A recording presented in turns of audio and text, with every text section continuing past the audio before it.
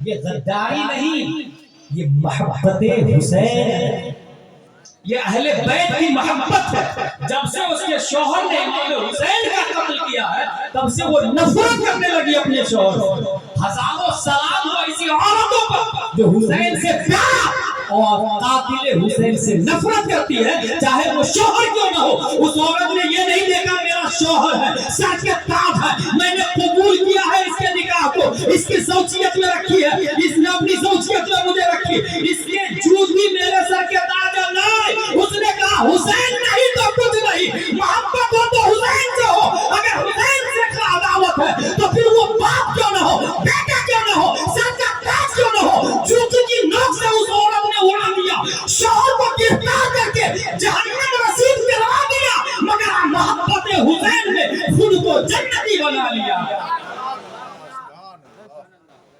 एक चुन के मारा है मुख्तार बिन उबैद सदफी ने, मैं नाम ले रहा हूं कुछ लोगों का। शिमर बिन जोशन, ये अपना एक साथी लिया कि बने जियाबी, मुस्लिम बिन जियाबी होता, भाग यहां से, भाग गया।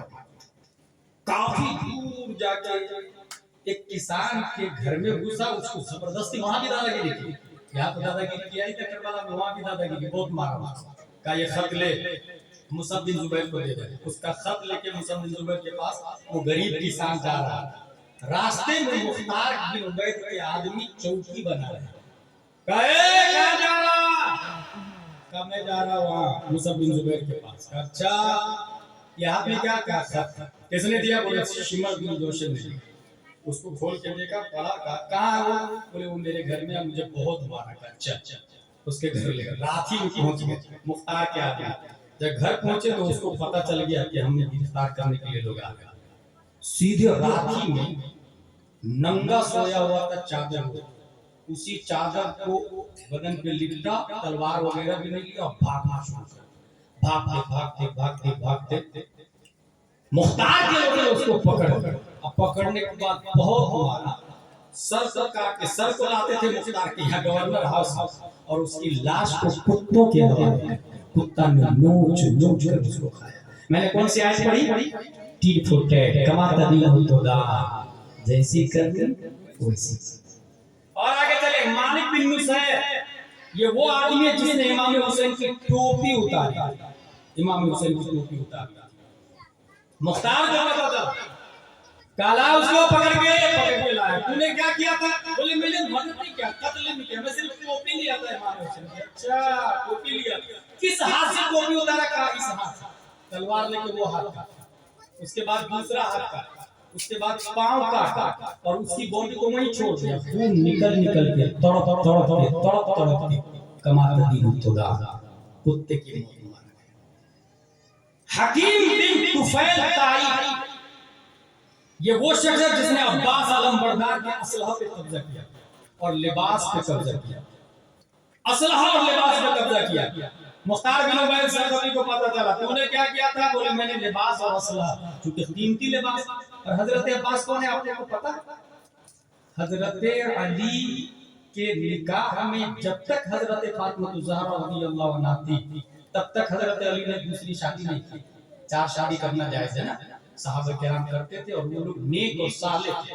आज की तरह नहीं थे कि ऐसे गंदे लोग हो गए हैं कि लिविंग रिलेशनशिप में रहेंगे, गर्लफ्रेंड बना के रखेंगे, मगर दूसरी शादी नहीं करेंगे। ये हराम है, बहुत नुकसान होता है, बहुत नुकसान होता है। हासिल ये, हजरत फातिमा ज़हरा जब तक थी दूसरी शादी नहीं थी, उनके बाद में शादी, उनसे बच्चे पैदा हुए। उनमें एक खातून हजरत अली की ज़ौजा का नाम है उम्मुल बनीन। उम्मुल बनीन कौन है ये उम्मुल बनीन शिमर बिन जोशन के खानदान है, शिमर बिन जोशन के खानदान। उम्मुल बनीन, उम्मुल बनीन के 4 बच्चे थे, उसी में हजरत अब्बास आलम बरदार, हजरत अली के बेटे हैं अब्बास आलम बरदार, हजरत अब्बास आलम बरदार। उम्मुल बनीन को ऐन लड़ाई के वक्त हजरत अली के इन 4 बेटों को शिमर बिन जोशन ने ये भी कहा, तुम्हारे लिए अमान है, इब्ने सियाद ने कहा तुम्हारे लिए अमान है, तुम्हारे लिए अमान है, आ जाओ, तुम मेरी बहन के बेटे, इसलिए आ जाओ, तुम्हारे लिए अमान है। जानते हैं हजरत अब्बास आलम बरदार वगैरह ने क्या जवाब दिया, कहा रही बात अमान की, तो अल्लाह से बढ़ के किसी का अमान नहीं। और अगर तुम मुझे मौत से डरा रहे हो तो सुनो, एक जान नहीं, अगर अल्लाह मुझे करोड़ों जान दे, सब के सब हुसैन बिन अली और रसूलुल्लाह के दीन पर कुर्बान करने के। अपने लोग के कटपट्टी कोई बंदूक रख देना तो नजर यही भूल जाता है। वोट के खातिर 1000 रुपए में वोट बदल देते हैं, इस पार्टी को नहीं उस पार्टी को देना, और वहां है जान खतरे में है, कहा ना यहाँ की जरूरत नहीं। अब्बास ने कैसे आपने कब्जा किया, लिबास पे कब्जा किया, क्या नाम था इसका, हकीम बिन तुफैल। जानते हैं मुख्तार बिन उबैद सल्लल्लाहु अलैहि वसल्लम ने क्या किया, कहा इसको नंगा कर पहले हजरत अब्बास के कपड़े उतारे इसने, इसके भी कपड़े उतारा, उसको कपड़े उतारे, और कपड़े उतारने के बाद का सब लोग तीर से निशाना बनाए, सब लोगों ने मिलकर एक एक करके तीर से निशाना बनाया, तड़प तड़प तड़प तड़प तड़प कुत्ते की मौत होगी, मारा। अमर बिन सुबैह ये वो आदमी है जिसने हुसैनियों को तीरों से जख्मी किया मगर कत्ल किसी को नहीं किया। ये खुद ही बोलता था, मैंने तीर चलाया हुसैनियों पर, कत्ल किसी को नहीं किया। मुख्तार ने ये कहा था कि जो करबला गया था ना, सबकी लिस्ट बना के मेरी बारगाह में पेश किया, सबकी लिस्ट उसके पास मौजूद थी, सबकी लिस्ट। ये एक दिन छत पे सो रहा था, तलवार बाजू में, मुख्तार का आदमी पहुंचा, सबसे पहले तलवार पे कब्जा, तो आदमी कहता है तलवार का बुरा हो, अभी मेरे इतने करीब थी, अभी इतनी दूर हो गई ये तलवार। फिर उसको गिरफ्तार कर लिए, गिरफ्तार करके ले जा रहे थे, एक जगह जमा किया, उसको खड़ा किया, और हुक्म मुख्तार बिन उबैद सक़फ़ी उसे भी नेज़ों से छेद मार डाला। कमा तदीन खुदा। अब गौर कीजिएगा, तारीख करबला में आता है कि करबला में कितने लोग थे, यजीदी के कितने लोग थे, 22, मगर अजाब कितने लोगों को लगाया पता, 1,40,000 लोग। अभी मैं दलील से बात करूंगा, अभी वो हदीस पढ़ूंगा। ज़ैद बिन रबीआ ये वो आदमी है जो हजरत अब्दुल्लाह बिन मुस्लिम बिन अकील को पेशानी पे तीर मारा। हजरत अब्दुल्लाह बिन मुस्लिम बिन अकील वो तीर को रोकने के लिए इसे हाथ से बचाया, तो हाथ को छेद करके तीर अंदर घुस गया। लाख कोशिश के बावजूद वो तीर निकला नहीं। बहुत अफसोस हुआ, बहुत अफसोस हुआ। मुख्तार बिन उबैद सक़फ़ी को पता चला, उसने भी इसकी पेशानी पर तीर पत्थर मार उसे भी मौत के घाट उतारा। एक बूढ़ा क्या बोलता है कूफा में, जब उसके सामने बात चल रही थी, देख भाई करबला में शरीक था तो भाग ले, नहीं तो जो आदमी शरीक था सब मारे जा रहे, सब पे अज़ाब नाज़िल हो। एक बूढ़ा बोला नहीं नहीं मेरे ऊपर कहां कुछ हुआ, मैं भी तो करबला गया था, मेरे ऊपर कहां अज़ाब आया। रात का वक्त वो इतना बोलता है, चराग को सही करने के लिए चराग के करीब जाता कि हाथों के रास्ते कपड़े पे आग ट्रांसफर हो गई, आग कपड़े में लगी और आस्तीन से पूरे बदन में आग लग गई, कपड़े जल गए और बदन जलना शुरू हुआ। लोगों ने कंबल डाला, आग बुझी नहीं, लोगों ने बाल्टी से पानी डाला, आग बुझी नहीं, बल्कि तारीख में ये लिखा है कि उसी नहरे फुरात में कूद गया जिस पर उसने पाबंदी लगा दी थी। नहरे फुरात में कूदने के बावजूद भी आग बुझनी नहीं है। इमाम सुद्दी का कहना है अना राइतुहु कान्नहु हुवा, वो ऐसे जल रहा था नहरे फुरात में जैसे कोयला में आग भड़क रही है, कोयला में शोला पकड़ा हुआ है। पता ये चला नहरे फुरात को भी पता था ये वही शख्स है जिसने इमाम हुसैन से बगावत की है, इमाम हुसैन पे पाबंदी लगा दी है मुझ पर कि मैं इमाम हुसैन को नहीं मिल सकता।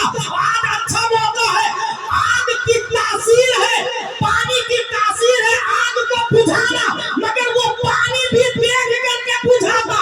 कौन गद्दार हुसैन है और कौन वफादार हुसैन है, किसकी आग को बुझाना है और किसकी आग को भड़काना है। पता ये चला जितने यजीदी है अगर वो सात समंदर में गोता लगा दे जहन्नम की आग से नहीं बच सकते, और जितने हुसैनी है वो चाहे नारायण नमरूद में भी चले जाए, अल्लाह अपनी कुदरत से उसे जन्नत अता फरमाए। इमाम सुद्दी ने क्या कहा, का लफ्ज आया, हमारे उलमा जानते हैं वो कोयले की तरफ चल रहा शोला आग। आका हुसैन के सर को घोड़े की गर्दन पर लटकाने वाला एक आदमी, माज़अल्लाह, सर को घोड़े की गर्दन पर लटका के चल रहा था शान से। धीरे धीरे लोगों ने देखा कुफा में वो ब्लैक होता जा, सियाह काला। किसी ने कहा भाई भाई भाई तू इतना गोरा था, ये काला कैसे होता जा रहा? उसने कहा क्या बताऊं, जब से मैंने गर्दन घोड़े की गर्दन में बांधा है, तब से रात में 2 लोग आते और मेरे चेहरा को आग में डालते और फिर निकालते, फिर छोड़ देते, फिर दूसरी रात ले जाते और आग के बल में चेहरा के बल आग में फिर डालते, फिर मुझे निकालते। इस तरह दिन ब दिन काला होता जाता। कमाता दिन ठीक फुट है। एक और आदमी का नाम बताओ जिस पर इतना बुरा अजाब आया, उसका मुंह खिंजीर जैसा हो गया। अदावत हुसैन कोई मामूली बात नहीं, पहले ही कहा शबीहे मुस्तफा दोनों मिल, सीरत के नाकिस बाब है दोनों मिल के एक है। एक और जगह एक बात है, एक सीना तक मुशाबे, एक वहां से पांव तक। उसने सिबतैन उनके जामों में है ईमान नूर का, साफ शक्ले पाक है दोनों के मिलने से आया। यानी सीना से ऊपर इमाम हसन का हिस्सा है और सीना से नीचे इमाम हुसैन का हिस्सा है, और दोनों को ज्वाइंट कर दे तो सरापा शिद्दे मुस्तफा बन जाता है। एक सीना तक मुशाबे, वहां से पांव तक। उसने सिबतैन उनके जामों में है ईमान नूर का, साफ शक्ले पाक है दोनों के मिलने से आया। खत्ते तौअम में लिखा है ये 2 वर्दा नूर का। सीरत के नाम इस बात खिंजीर जैसा नहीं किसका हो गया। जुमा के दिन एक इतना बड़ा मरदूद यजीदी था कि इमाम हुसैन पे लानत भेजता। इमाम हुसैन पे लानत भेजता। जुमा इमाम हुसैन ने क्या किया, अपने नाना को शिकायत की, या रसूल अल्लाह ये शख्स जुमा को मुझ पे लानत भेजता। हुजूर सल्लल्लाहु अलैहि वसल्लम को जला। याद रखिए, हुजूर सल्लल्लाहु अलैहि वसल्लम ने अपना थूक उसके मुंह पे डाला। हुजूर सल्लल्लाहु अलैहि वसल्लम पर जिसने थूका वो जमीन का सबसे घटिया आदमियों में से एक है। उसका नाम है अबू लहब का बेटा।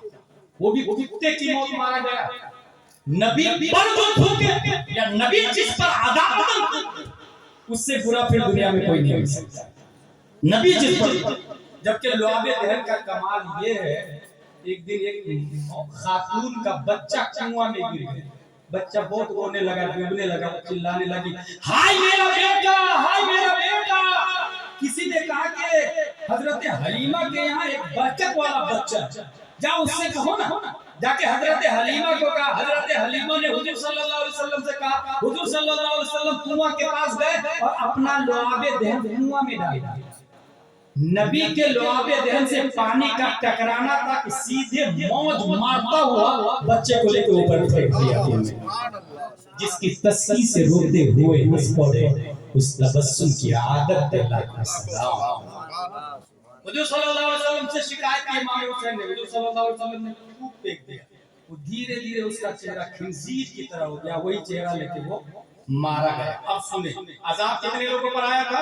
1,40,000। खसाइसुल कुबरा में अल्लामा जलालुद्दीन सुयूती हदीस नकल करते हैं, अल्लाहु इला मुहम्मद सल्लल्लाहु तआला अलैहि वसल्लम इन्नी कतलतु बि यहया बिन ज़करिया 70,000 व इन्नी कातिलुन बि इब्ने बिन 70,000 व 70,000। यहया बिन ज़करिया के बदले मैंने यहया बिन ज़करिया के बदले 70,000 को कत्ल किया। अल्लाह बड़ा। और तेरी बेटी या रसूल अल्लाह आपकी बेटी के बेटे के बदले 70,000 और 70,000 कितना हो गया? 1,40,000 को कत्ल कर। 22,000 करबला में आए थे। 1,40,000 क्यों मारे गए? इसको अगर आपके सामने कोई शराब पीता है तो आप रोकते नहीं, मुझे क्या करना, उसका पैसा, उसका क्या है, उसकी मर्जी ना। आपके सामने जुर्म हो रहा है तो आप रोके। अगर ताकत है तो हाथ से रोके, नहीं तो जुबान से रोके। भाई भाई भाई जुआ मत खेलो, हराम। शराब मत पियो, हराम। हराम काम मत करो, सूद मत खाओ। बगैर कपड़े के चड्डी पहन के, अंडरवियर पहन के मार्केट में मत घूमो। घर की पड़ोसन बीवी की सहेलियां या घर की बच्चियों की सहेलियां अगर कम कपड़ों में बाहर जा रही है तो उसको रोके, बेटी ये हराम है, पूरा कपड़ा पहन के जाओ, बदन छुपा के जाओ, हाथ से जुल्म करो, नहीं तो जुबान से। तारीख में आया कि ये जो 1,40,000 पर अजाब आया, इन सबको पता था इमाम हुसैन को कत्ल किया जाएगा, सबको पता। हुसैन बिन अली का कत्ल हो रहा, मगर ये लोग एंजॉय कर रहे थे, तमाशा देख रहे थे, राजी थे। रजा बिन जुर्म, नतीजतन 22,000 थे और अजाब आया 1,40,000 पर। तौहीद रिसालत के शहदाई, इसलिए जायज काम मोहब्बत हुसैन में करे, नाजायज हराम से परहेज करे। अल्लाह तबारक व तआला ने अक्ल दी है, अल्लाह तबारक व तआला ने ज़हन दिया है, और सबसे बड़ी बात यह है कि अल्लाह ने कुरान और अहले बैत दिया। हुजूर सल्लल्लाहु अलैहि वसल्लम अल्लाह के कलाम को कुरान कहते हैं, हुजूर सल्लल्लाहु अलैहि वसल्लम की बात को हदीस कहते हैं। ये हुजूर सल्लल्लाहु अलैहि वसल्लम की बात है, ये है बुखारी शरीफ। किसने लिखी? अबू अब्दुल्लाह मुहम्मद बिन इस्माइल बुखारी ने, और इसमें इमाम हुसैन के बारे में लिखा है। भोपाल दिल्ली वाला, चिल्ला चिल्ली वाला, नदवा सहारनपुर वाला, देवबंद वाला कोई इनकार नहीं कर सकता, क्योंकि ये किताब नदवा में भी चलती, देवबंद में भी चलती, मक्का में भी चलती, मदीना में भी चलती, सब यूनिवर्सिटी, इस्लामिक यूनिवर्सिटी में ये किताब पढ़ाई जाती है। इसके अंदर क्या लिखा है इमाम हुसैन के बारे में? मैं पढ़ रहा था एक दिन तो निशान लगा लिया। इसके अंदर लिखा, अनस इब्न मालिक रदियल्लाहु अन्हु रसूलुल्लाह सल्लल्लाहु अलैहि वसल्लम इला आखिर अनिल बरा रदियल्लाहु अन्हु قال रायतु नबी सल्लल्लाहु अलैहि वसल्लम वल हसन नु अली जिन अला आतिही यकूल अल्लाहुम्मा इन्नी उहिब्बुहु फअहिब्बहु। हजरत बरा रदियल्लाहु फरमाते हैं, मैंने हुजूर सल्लल्लाहु अलैहि वसल्लम को देखा तो उनके कांधे पर इमाम हुसैन, उनके कांधे पर। एक रिवायत में आया कि सहाबी ने जब देखा कांधे पर तो कहा, निअमल मरकब रकिबना या राकिब, कितनी अच्छी सवारी है तुम्हारी, कितनी अच्छी सवारी है, क्योंकि प्यारे मुस्तफा सवारी, प्यारे मुस्तफा अपने कांधे पर इमाम हुसैन को ले लिए, लिहाजा सवारी नबी है और सवार नवासा प्यारे मुस्तफा है। इमाम हुसैन की कदर व मंजिलत जाननी हो तो देख लो, सवारी नबी है, सवार हुसैन है, इनसे ज्यादा बामर्तबा और क्या हो सकता है इमाम हुसैन का। इमाम हुसैन की कदर व मंजिलत जानने के लिए इस हदीस से अच्छी और कोई हदीस है? नबी के कांधे पर इमाम हुसैन बैठे, और जब कांधे पर बैठे होंगे तो लगाम की तरह नबी के बाल और जुल्फे मुबारक को पकड़ लिया, नबी के जुल्फे मुबारक को पकड़ा होगा। सुभान अल्लाह। तो सहाबी ने कहा, कितनी अच्छी सवारी है सवार। नबी सल्लल्लाहु अलैहि वसल्लम ने फरमाया, अच्छा तुम सवारी को देख रहे, जरा ये भी तो देखो सवार कितना खूबसूरत है, सवार कितना खूबसूरत है। अच्छा सवार का नाम क्या था? हुसैन, हसन। हसन का मतलब क्या होता है? खूबसूरत। हुसैन का मतलब क्या होता है? छोटा खूबसूरत। लेकिन यहाँ तस्दीक के लिए नहीं, बल्कि खूबसूरत ही हम कहते हैं। ठीक है। अच्छा एक और बात बता दूं, यहाँ पर एक बात याद आई मुझे हमेशा, जब ये दोनों पैदा हुए थे, मैंने कहा था ना शुरू में, ये दोनों नाकिस बाप की तकमील के लिए आए सीरत मुस्तफा। जब ये दोनों पैदा हुए थे तो इनका नाम हजरत अली ने हिब्र का क्या नाम रखा? हर नाम। हुजूर सल्लल्लाहु अलैहि वसल्लम फरमाती, वल्लाहि इन्नी उमिरतु अन उगय्यिरा इसमैहिमा, मुझे हुक्म दिया गया है इन दोनों के नामों को बदल। तब नबी ने नाम रखा हसन हुसैन। अच्छा एक बात बताऊं, आज तक किसी नबी के नवासे का नाम हसन हुसैन था ही नहीं। 1,24,000 का नबी समझे, किसी नबी के नवासे का नाम साहबा ने पूछ लिया, लम अस्मा कत्तु या रसूलुल्लाह सल्लल्लाहु अलैहि वसल्लम, कमा था या रसूलुल्लाह ये नाम कभी सुना नहीं। नबी क्या जवाब देते पता? हुमा मिन अस्माए अहलिल जन्नह, ये दुनिया का नाम नहीं, ये जन्नती नामों में से है। यहाँ एक बात समझ में आई, 1,24,000 नबियों में किसी नबी का नाम मोहम्मद भी नहीं थी, किसी के दिमाग में आया ही नहीं कि मोहम्मद नाम। अल्लाह ने इस नाम को पर्दे ख़िफ़ा में रखा। इसी तरीके से नबी के नवासे हसन और हुसैन का नाम भी पर्दे ख़िफ़ा में था। किसी नबी ने अपने नवासे का नाम हसन और हुसैन नहीं रखा।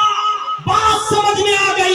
इनका मामला इलाही मामला है, जन्नती मामला है, आसमानी मामला है। जभी तो दूल्हे का इंतखाब भी अल्लाह ने किया था हजरत अली की शक्ल में, क्योंकि दुल्हन नबी के घर की थी तो दूल्हा अल्लाह की तरफ से होना चाहिए। और जब बच्चा पैदा हुआ तो उनका मामला भी अल्लाह की तरफ से, नाम भी अल्लाह रखेगा और लिबास भी अल्लाह की तरफ से आएगा।